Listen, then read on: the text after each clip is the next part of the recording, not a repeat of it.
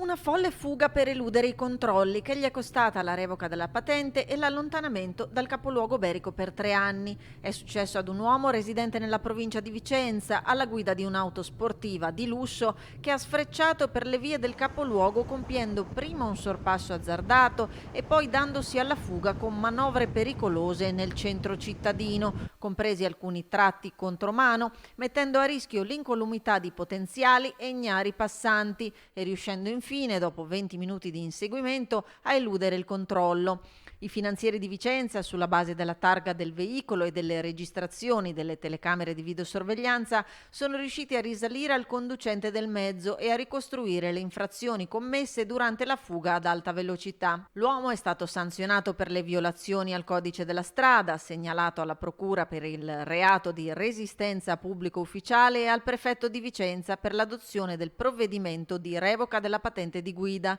Inoltre il questore ha emesso nei confronti del conducente un foglio di via obbligatorio e un provvedimento di allontanamento dal territorio del capoluogo per la durata di 3 anni.